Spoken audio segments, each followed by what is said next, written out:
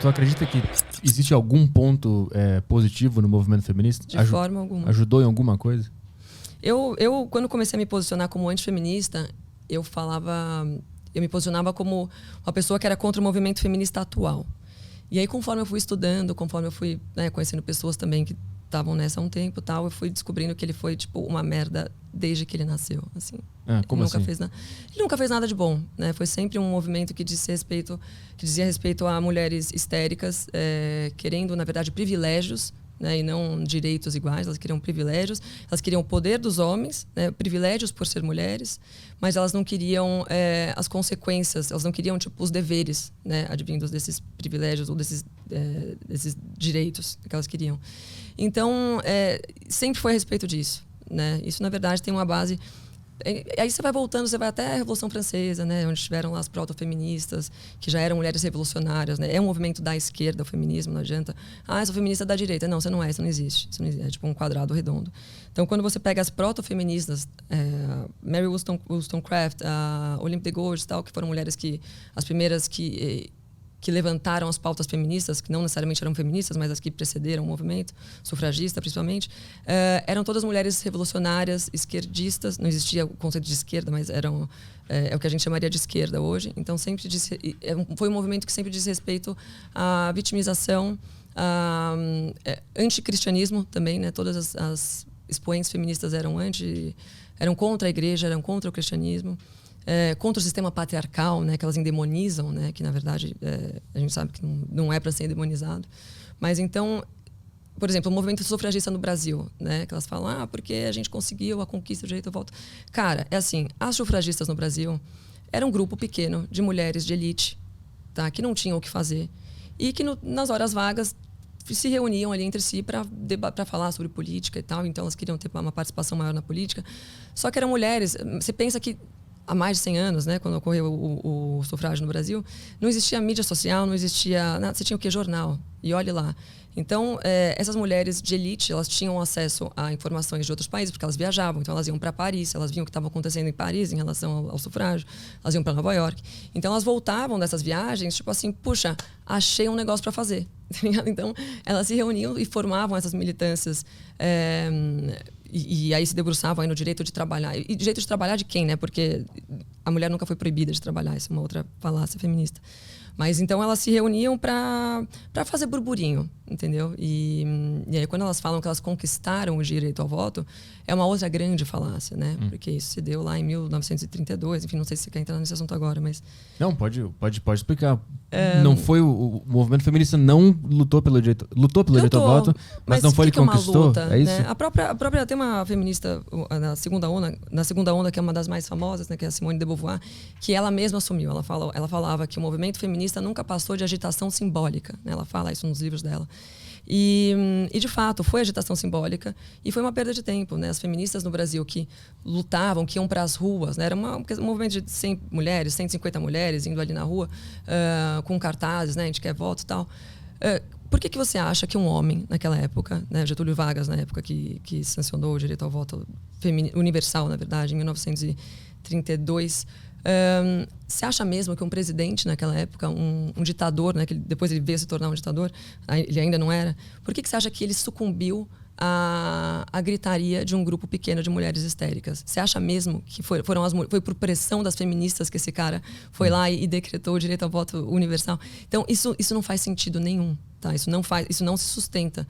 E até porque, desde 1891, a gente já tinha alguns deputados na Câmara, né, o César Zama, entre 31 outros parlamentares que defendiam o voto universal, porque eles eram liberais clássicos, eles não eram feministas, eles defendiam o direito do voto a todos. Então, não eram só as mulheres que não votavam, né? Era o direito de determinado grupo de homens também, que, acho que, se não me engano, você precisava ter alguns pré-requisitos, inclusive o alistamento ao exército, né? Você precisava, acho que isso também era o principal, né? Um direito civil vem com uma obrigação civil. Isso não era pré-estabelecido, mas uma vez que você serve ao exército, você dá a sua vida para defender a sua pátria, a sua família, nada mais justo que você possa escolher o representante daquele país, certo? E as mulheres não davam a vida delas, né, nas guerras. Então, isso também era um outro ponto, mas mesmo assim existia esse grupo de parlamentares liberais que defendiam o voto feminino. Só que isso foi em 1891. E esses deputados, esses parlamentares, bateram nessa tecla durante muito tempo. E aí, em 32, só o Getúlio concedeu o voto. Só que nisso, você pensa, o movimento sufragista começou no Brasil, né? 1900 e pouco foi... mas assim, foi muito... Ele foi um movimento que durou um tempo, que não teve muita adesão entre as mulheres, porque tipo, as mulheres não estavam a fim de votar para elas. Vamos lembrar que as feministas se esquecem de considerar o contexto histórico em que elas estavam vivendo, nessas outras ondas feministas. Então, o divórcio não era nada comum naquela época, né? As mulheres valorizavam muito o casamento e elas confiavam nos maridos delas. Então, você estava ali numa estrutura familiar patriarcal, né, onde o homem era o chefe, você tinha a dona da casa e o chefe da família, né? E também a gente tinha a religião, a fé cristã também, que era muito presente nas pessoas. Então as pessoas tinham uma outra concepção do que era o casamento, né? Ninguém se casava para falar, cada um por si, você trabalha, eu trabalho, cada um coloca a sua grana na sua poupança, faz o que quiser com o teu dinheiro, e se um dia rolar, rola, se não rolar, a gente se separa. Não era isso. As pessoas construíam uma base muito forte, né, da família. Então era ok só o homem votar, porque ele representava a família inteira, ele representava todos os valores daquela família, né, daquele núcleo. Então, as feministas não levam isso em consideração. Mas, quando o Getúlio sancionou o direito ao voto, elas se esquecem que depois de 2 anos, ali em 34, ele virou... A gente começou a viver numa ditadura, né? Aí na era Vargas. Então, assim, por que elas acham que o Getúlio, um ditador, quis conceder esse direito às mulheres? Por que elas acham que foi uma luta feminista? Não foi. Foi uma sucessão de fatores que levou ele a fazer isso. Até porque depois de 2 anos que ele sancionou a lei, ele não ia precisar de voto nenhum, porque ele tinha virado um ditador. Então não importava se era mulher, cachorro, gato, você não ia votar mais, porque virou uma ditadura o país. Então elas se abstêm desses detalhes para embasar as retóricas de supostas conquistas feministas. Mas aí tu considera que essa ação do Getúlio foi só uma jogada para ser mais popular? Não tem nada a ver com a ideologia? Ele era um grande populista, né? Grande populista. Sim, foi uma jogada completa. Tu não acredita, então, que em nenhum momento da história a mulher foi subjugada, oprimida pela sociedade? Ela nunca foi tratada como diferente? Ela foi tratada como diferente e deve, né? Porque nós somos diferentes biologicamente. De todas as formas, homens e mulheres não são iguais, né? Esse é o ponto. Então, as mulheres, pela maior parte do tempo, né, no Ocidente, elas foram poupadas, né, tanto de trabalhos, de serviços braçais, né, de trabalhos mais pesados, de servir a guerras, de passar por exemplo, o Titanic, né, quem que morreu? Os homens, né, eles eles morreram, né, em prol da vida das mulheres e das crianças. Então, as mulheres tiveram muitas vantagens em ser mulher, muitos privilégios. Então, quando você fala que ela foi oprimida, né? Tipo, quando dizem que ela foi oprimida, então, da perspectiva de quem? Né? Vamos lembrar que a gente estava em outros tempos, outras épocas. De fato, as mulheres tinham outro papel. Ela era... hoje em dia, a gente está nessa cultura, se fala que, né, a mulher, a dona de casa, ela acaba sendo desvalorizada por ela optar por cuidar da casa dela e dos filhos e da família e tal. Mas isso é uma coisa muito nova, né? Isso veio da década de 60 para cá. Antes, esse era um papel fundamental, eu considero que ainda é, mas era um papel, era o de mais bonito que uma mulher podia fazer, era o melhor que ela podia dar para a sociedade. Né? Porque o núcleo familiar é a base da nossa teia social. Sem uma base forte de família, você não constrói uma sociedade equilibrada, estruturada.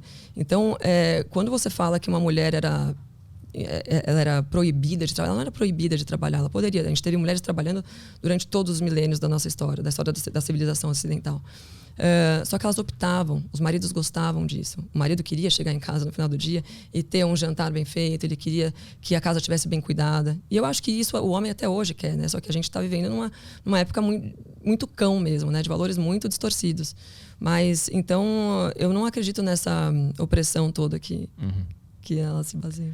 Só para eu entender o teu ponto, tu não acredita que o movimento feminista foi uma resposta a uma injustiça que estava acontecendo? Foi simplesmente uma histeria, como tu colocou. Foi isso. E por que isso ganhou tanto poder político e tanto poder na narrativa, de acordo com a tua visão? Isso assim, a gente teve alguns fatores, né, globais também que envolveram essa emancipação, né, do movimento feminista.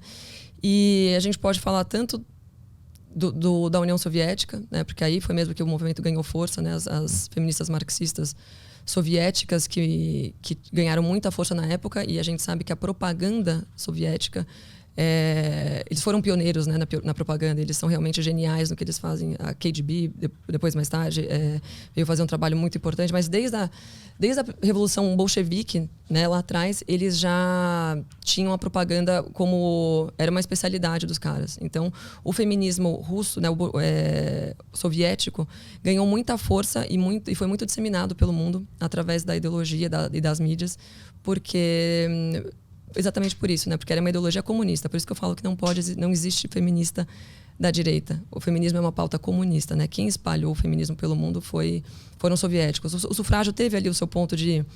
Se não fosse o feminismo soviético, muito provavelmente o sufrágio feminino teria sido só um ponto hoje na história que não teria sido levado adiante, né? Mas aí vem a ideologia das feministas marxistas e insuflam, né, toda essa história. E aí na segunda onda vem a de Beauvoir, né, lá no final da década de 40, e aí, que era uma marxista também. E aí ela foi uma pessoa que ganhou muita notoriedade na época também, porque ela estava ali na França, que também estava vivendo um momento muito, muito progressista, né? A França é a esquerda, né, escarrada, mas já era muito forte na França. Então isso se projetou através desses fatores. Então.